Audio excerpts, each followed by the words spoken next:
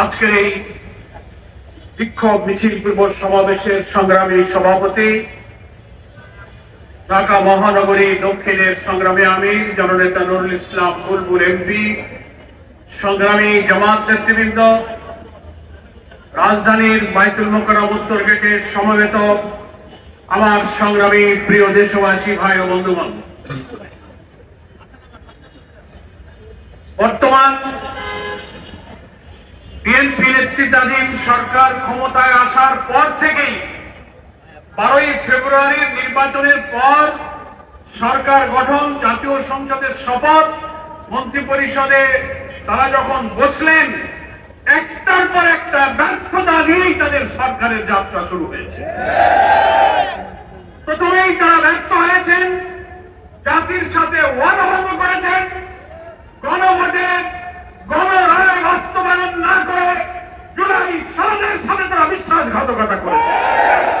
নিজেরাই গণভোটে হ্যাঁ ভোট দিতে বলেছেন, ওনারা বলেন আমরা হাতে ভোট দিয়েছি, আবার সেই গণভোটকে স্বীকার করে জনগণের সাথে তারা বিচারিতা করে ওয়াদা ভঙ্গ করেছেন, ব্যর্থ হয়েছেন।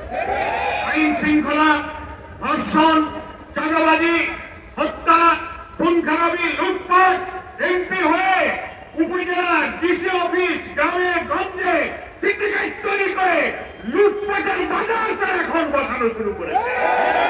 বিরোধী দলের সংসদ সদস্যদের ন্যায্য হিস্সা সরকারি দলের লোকদের যা দেওয়া হয়, ইউনিয়ন ডিসিরা পক্ষপাতিত্ব করে বিরোধী দলের সাথে তারা বৈষম্যপূর্ণ আচরণ শুরু করেছে।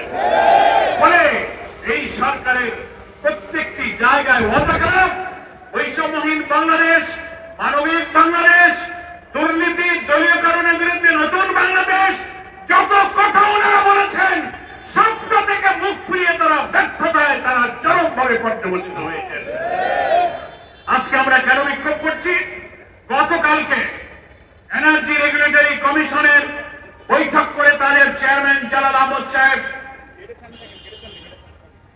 মানুষকে বিস্মিত করে সরকারের মন্ত্রীর দেওয়া প্রতিশ্রুতি ভঙ্গ করে তারা বিদ্যুতের অস্বাভাবিক মূল্য বাড়িয়ে দিয়েছে।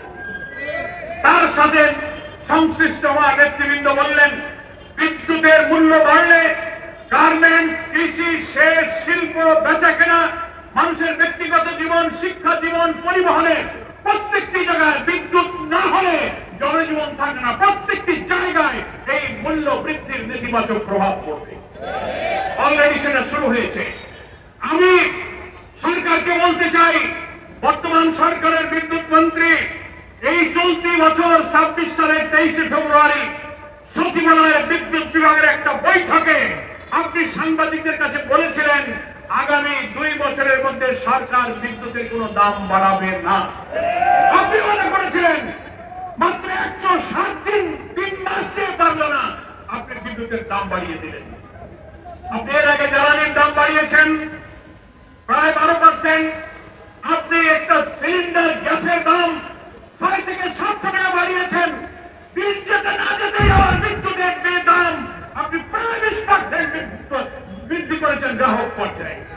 6টি স্লটে যে পরিমাণ দাম বাড়িয়েছেন, প্রান্তিক মানুষ, গরিব মানুষ 0 থেকে অন্তত 50 ইউনিট ব্যবহার করে তার ঘরে প্রায় 3 কোটি বিদ্যুৎ গ্রাহকের উপরে আপনি বিদ্যুতের মূল্য বৃদ্ধি করে জনগণের উপরে জুলুম চাপিয়ে দিয়েছেন।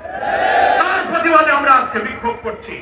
বরং প্রান্তিক গরিব মানুষের বিদ্যুৎ বাড়িয়ে সেই টাকা তারা আবার ক্ষতিগ্রস্ত করতে চায়। জামাত ইসলামী তার তীব্র নিন্দা জানাচ্ছে।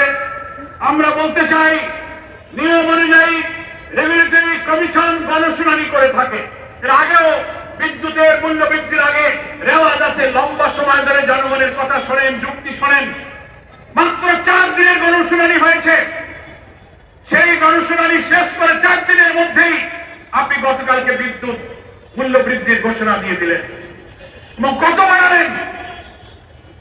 রেগুলেটরি কমিশনের যে টেকনিক্যাল কমিটি ছিল, কারিগরি কমিটি, তারা যে প্রস্তাব করেছিল উৎপাদন, সঞ্চালন, বিপণন, বিদ্যুতের সব বিভাগের প্রস্তাবকে সমন্বয় করে তারা যে প্রস্তাব করেছিল, রেগুলেটরি কমিশন তার চেয়ে বেশি পরিমাণ দাম বাড়িয়ে দিয়ে জনগণের উপরে এই ভোগান্তি চাপিয়ে দিচ্ছেন। ফলে আমাদের ব্যবসা বাণিজ্য, গার্মেন্টস রসায়ন শিল্প, পরিবহন শিল্প, কৃষি, সেচ, সামনে বড় ধান, অন্যান্য কৃষির মৌসুমগুলোতে বিদ্যুৎ না হলে সেচ চলে না, বিদ্যুৎ না হলে গার্মেন্ট চলে না, কারখানা চলে না, গোটা জাতিকে একটা সংকটের মধ্যে আপনি ফেলে দিচ্ছেন।